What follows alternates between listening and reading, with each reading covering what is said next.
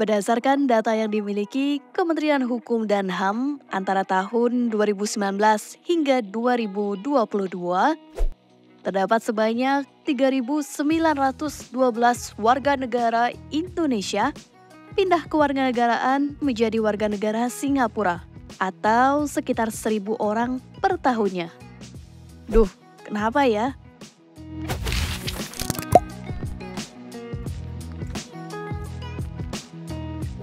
Hai semuanya, selamat datang di YouTube channel Tentang Uang. Di channel ini akan sharing berbagai hal yang berkaitan dengan uang. Semoga dengan menonton video ini, kalian bisa mendapatkan wawasan baru dan makin bijak dalam mengatur keuangan kalian. Jangan lupa klik tombol subscribe dan nyalakan lonceng notifikasi supaya kalian tidak ketinggalan video-video baru di channel ini.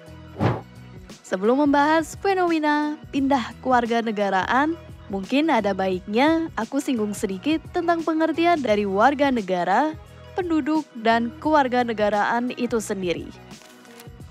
Warga negara adalah individu yang tinggal dan hidup di sebuah negara, terdaftar secara administratif, memiliki hak dan kewajiban penuh sebagai seorang warga negara sebuah bangsa. Sedangkan penduduk diartikan sebagai orang yang tinggal atau mendiami suatu wilayah, meskipun ia pendatang di daerah tersebut. Warga negara bisa disebut sebagai penduduk suatu wilayah, namun penduduk belum tentu seorang warga negara di tempat dia menetap. Sama halnya ketika tamu asing datang ke Indonesia, ketika ia tinggal di sebuah wilayah, misalkan Jakarta, Bandung, Bali, Semarang, Surabaya, dalam kurun waktu tertentu, ia bisa disebut sebagai penduduk di kota tersebut. Namun, ia tetap berstatus sebagai warga negara asing atau WNA. Lalu, ketika kamu telah menetap dan bekerja di sebuah wilayah dalam kurun waktu yang cukup lama, apakah boleh pindah domisili? Boleh. Tapi tentunya kamu harus mengikuti ketentuan yang berlaku. Negara Indonesia sendiri tidak melarang perpindahan kewarganegaraan baik dari WNI menjadi WNA ataupun sebaliknya.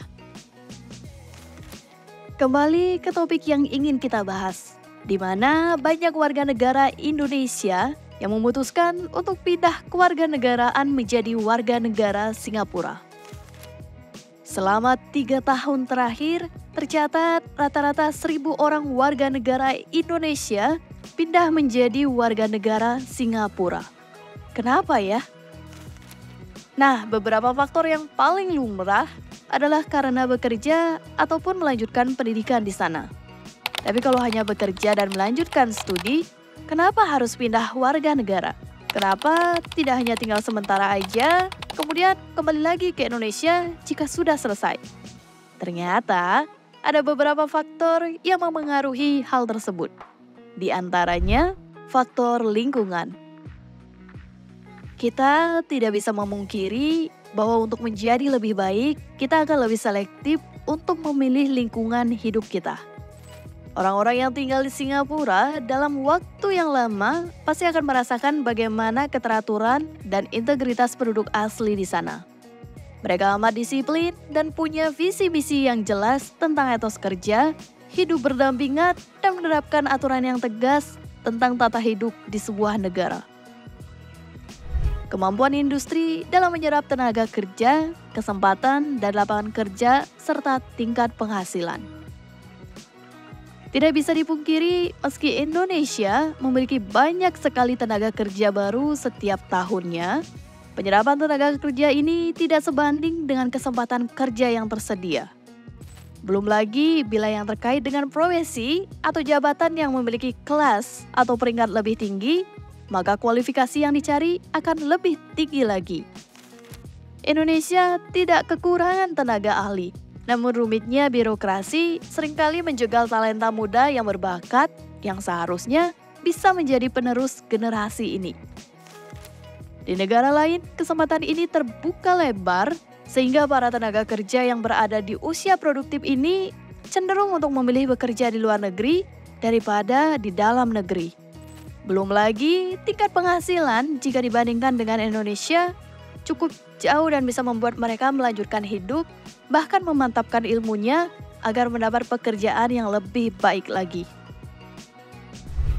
Kualitas hidup. Percaya atau tidak, meskipun perhitungan biaya hidup di Singapura cukup tinggi, kualitas hidup yang mereka rasakan lebih terjamin daripada kota-kota besar di Indonesia. Bahkan salah satu artikel mengulas tentang seorang tenaga kesehatan yang pindah kewarganegaraan ke Singapura juga membenarkan hal tersebut. Pemerintah Singapura telah berhasil membangun sistem dan aturan yang berpatokan pada kesejahteraan dan kesetaraan masyarakatnya. Sehingga ketika warga negaranya telah hidup sesuai dengan tata cara dan norma yang ada, hidupnya bisa dibilang terjamin oleh negara.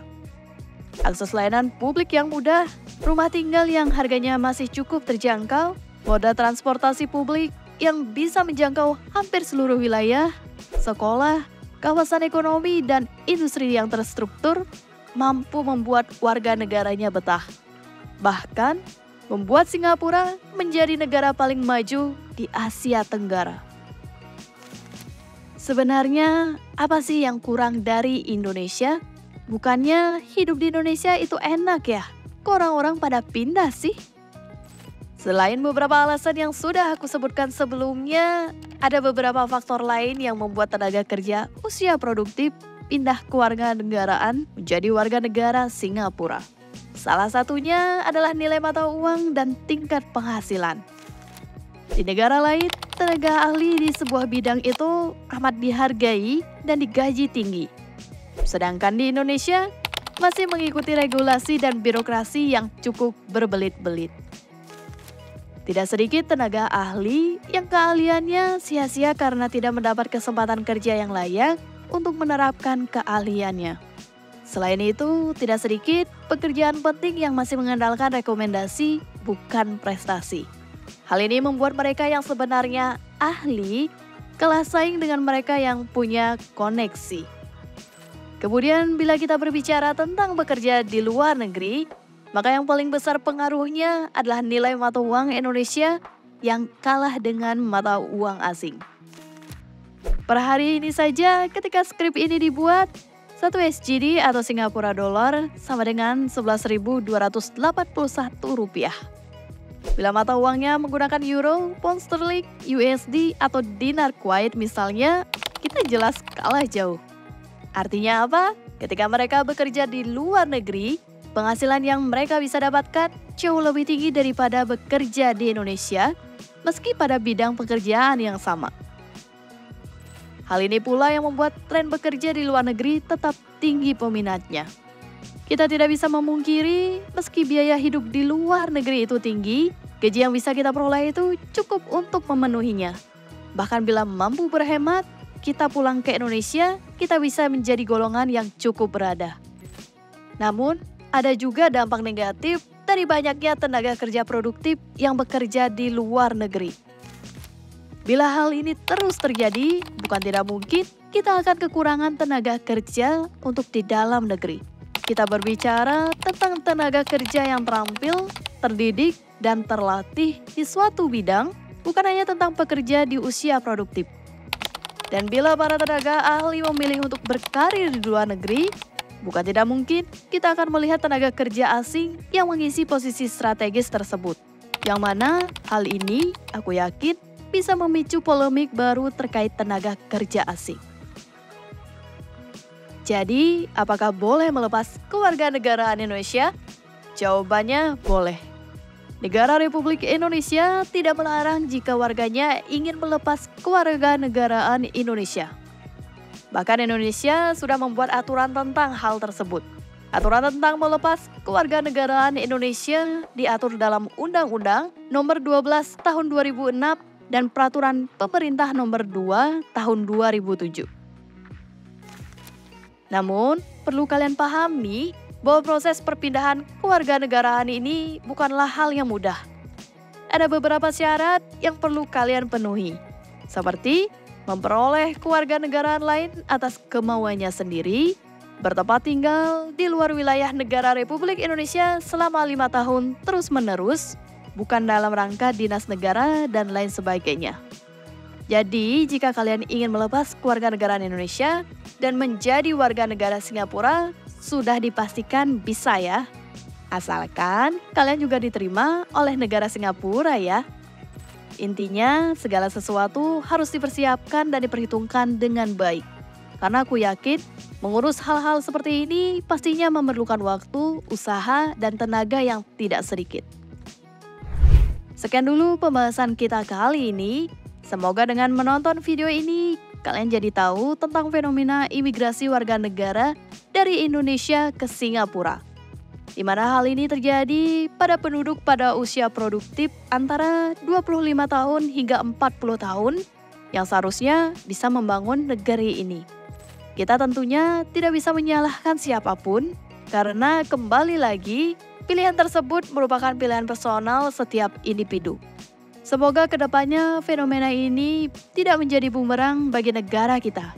Jangan sampai kita kehabisan tenaga kerja usia produktif yang lebih memilih untuk berkarir di luar negeri. Bila merasa video ini bermanfaat, silakan klik like. Bila suka dengan video-video seperti ini, silakan subscribe channel ini dan jangan lupa nyalakan loncengnya. Follow juga sosial media tentang uang di Instagram dan TikTok. Dan jangan lupa cek video kami yang lainnya.